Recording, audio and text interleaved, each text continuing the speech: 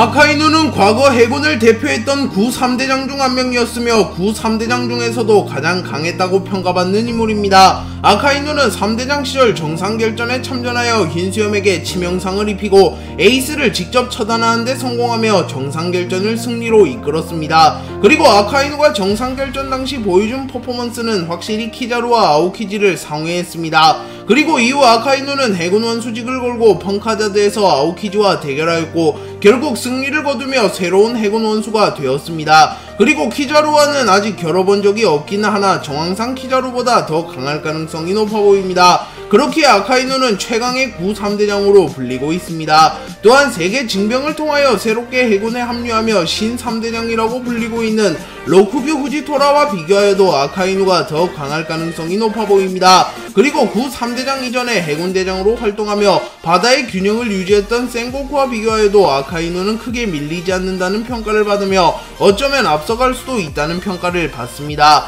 다만 센고쿠가 로저마저 인정한 강자라는 사실이 밝혀진 이후에는 역대 해군 대장 순위에서 보편적으로 센고쿠가 1위, 아카이누가 2위로 랭크되고 있습니다. 또한 아카이누의 전성기는 원수 시절, 센고쿠의 전성기는 대장 시절로 추정되고 있기에 대장 시절로만 한정한다면 아카이누보다는 센고쿠가 더 강해 보이는 것이 사실입니다.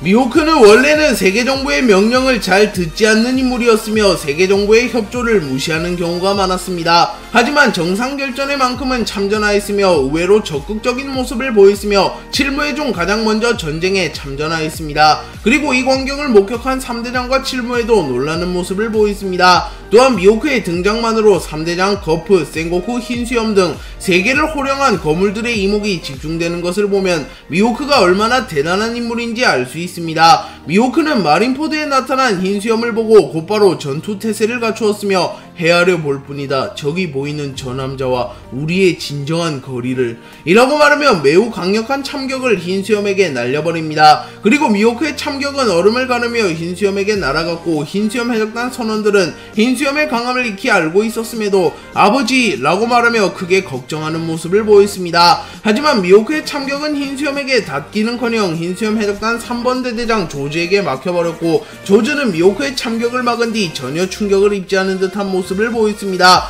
그래서 이 장면 때문에 미호크의 평가가 하락하기도 하였습니다. 배왕색 패기는 패기 중에서 가장 희귀하고 강력한 패기로 대략 몇백만 명 중 한 명만이 가지고 태어난다고 전해질 만큼 사용자를 찾기 힘든 패기입니다. 그리고 배왕색 패기를 가진 이들 대부분이 세계관의 정점이나 최상위권에 해당하는 경우가 많을 만큼 배왕색 패기는 강자의 보증수표와도 같은 패기입니다. 배왕색 패기는 왕의 자질을 가진 극소수의 인물들만이 타고나는 패기로 수련하는 것이 불가능하며 태어날 때부터 지니고 있는 것이 아니라면 터득하는 게 불가능한 패기입니다. 그렇기에 거프, 미호크와 같은 인물들은 세계관의 정점에 올라섰음에도 불구하고 배왕색 패기를 소유하지는 못했습니다. 그리고 배왕색 패기는 대부분 해적들이 소유했으며 해군에서는 센고쿠를 제외하면 배왕색 패기를 소유한 해군이 없습니다. 아마 해군에 들어가는 것 자체가 누군가의 밑으로 들어간다는 것이기 때문인 것 같습니다. 그리고 현재 버기 티치를 제외한 모든 상황들이 배왕색 패기를 소유했으며 티치는 아직 배왕색 패기 여부가 정확하게 공개되지 않았기에 배왕색 패기를 소유했을 가능성이 충분합니다. 그렇기에 사왕에 오를 정도가 된다면 대부분이 배왕색 패기를 소유했음을 알 수 있습니다. 루피는 에그헤드 섬에서 루치와 겨루게 되었고 루피와 루치의 대결이 이어지는 사이 베가펑크와 밀지모자 일당은 이를 관전합니다. 그리고 베가펑크와 밀지모자 일당이 만담을 나누는 사이 루피와 루치의 대결이 계속하여 이어졌고 루치는 루피를 상대하는 와중에 계속하여 센토마루를 확인 사살하기 위하여 센토마루를 공격하는 모습을 연출합니다. 하지만 이번에는 루피가 전투에 집중하고 있었기에 거대화를 한 이후 루치의 공격을 막아주었고 루치는 분노하며 밀지모자 라고 소리칩니다. 그리고 루피는 거대화를 한 이후 루치를 아예 먹어버렸고 잠시 후 루치를 뱉어버리며 마치 리그 오브 레전드의 탐켄치 같은 모습을 연출합니다. 그리고 루치는 루피를 계속하여 공격하였으나 단 한 대의 타격도 성공하지 못하였기에 루피와 루치의 격차는 매우 크다는 것을 알 수 있습니다. 그리고 루피는 선글라스를 만들어 착용하는 모습을 보였고 고무고무 로켓을 사용하여 루치의 복부를 그대로 뚫어버리는 데 성공합니다. 그리고 이 장면은 오다 작가님이 직접 공개하였기에 큰 이슈가 되기도 하였는데요. 특히 루피가 어디선가 선글라스를 가져와 나와 착용하는 모습은 신의 모습을 우스꽝스럽게 잘 표현하였으며 루치를 상대로도 여유롭게 전투하는 루피의 강함을 잘 묘사한 장면이기에 원피스 독자들은 이 장면을 매우 좋아하는 모습을 보이고 있습니다. 그리고 루피의 공격을 맞은 루치는 뭐냐 이 위력, 의식이 날아갈 것만 같다 라고 말하며 루피의 공격이 장난스러워 보이긴 하지만 위력만큼은 매우 강력하다고 말하였습니다. 그리고 루피는 루치를 리타이어 시킨 이후 진공 로켓을 타고 안전한 곳으로 대피하였고 센토마루는 루피에게 베가펑크를 부탁한다고 말하였습니다. 아오키지가 먹은 악마의 열매는 얼음얼음 열매입니다. 아오키지는 푸른 꽁이라는 뜻이며 아오키지는 푸른색을 상징하는 해군 대장입니다. 그리고 얼음얼음 열매 역시 푸른색을 띄우는 능력이라고 볼 수 있기에 아오키지와 얼음얼음 열매는 매우 잘 어울린다고 평가할 수 있습니다. 또한 아오키지는 얼음얼음 열매를 매우 잘 활용하는 모습을 연출하기도 하였는데요. 얼음얼음 열매는 모든 것을 얼려버릴 수 있는 능력이 있으며 도플라밍고의 정도의 강자도 어렵게 파괴하는 모습을 보여주었기에 사실상 아오키지의 일격을 막을 수 있는 인물이 극소수라는 것을 알 수 있습니다. 또한 아오키지는 능력자의 천적이라고 불리우는 바다마저 얼려버릴 수 있는 모습을 연출하였습니다. 그리고 아오키지는 정상결전에서 흰수염이 생성한 헤이를 순식간에 얼려버렸으며 마린포드의 주변을 모조리 얼려버리는 모습을 보여주었습니다. 그리고 아오키지는 아이스블록 파르티잔, 아이스 페잔트백, 아이스타임, 아이스볼, 아이스 에이지 등 다양한 기술을 선보였으며 이 기술 하나하나가 엄청난 위력을 보여주었습니다. 또한 아오키지는 필름 Z에서 1초도 안 걸리는 짧은 시간에 산에 버금가는 크기의 빙벽을 만들어내는 모습도 연출하였습니다. 거프는 해군임에도 불구하고 천룡인을 극도로 혐오하는 인물로 해군본부의 대장이 되면 천룡인의 직속 수하가 되어버린다는 이유로 수십 년간 중장에서 진급을 거부한 인물입니다. 그리고 거프는 천룡인에 대한 혐오를 가감없이 드러내는 인물이기도 한데요.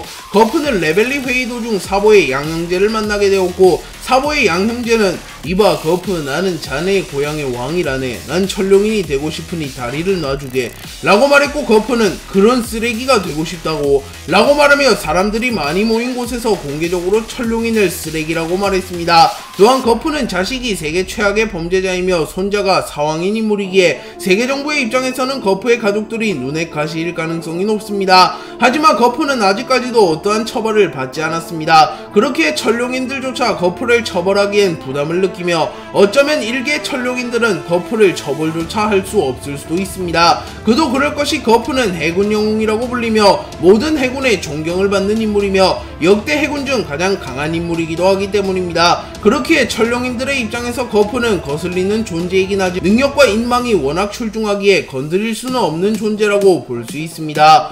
코비는 페로나의 도움으로 탈옥한 뒤 하치노스 섬에서 빠져나가려고 하고 있었습니다. 그리고 하치노스 섬에 해병들이 나타났고 코비는 놀라는 모습을 연출합니다. 그리고 해병들은 순식간에 하치노스 섬을 휘젓기 시작합니다. 그리고 잠시 후 건물이 스스로 움직이기 시작했고 해적들은 건물이 움직이는 것을 보며 현실 부정을 합니다. 하지만 진짜로 건물이 움직이고 있었던 것이고 건물이 움직인 이유는 채찍 열매를 먹은 조교인간 추로의 손녀 쿠자쿠의 능력이라는 것이 밝혀졌습니다.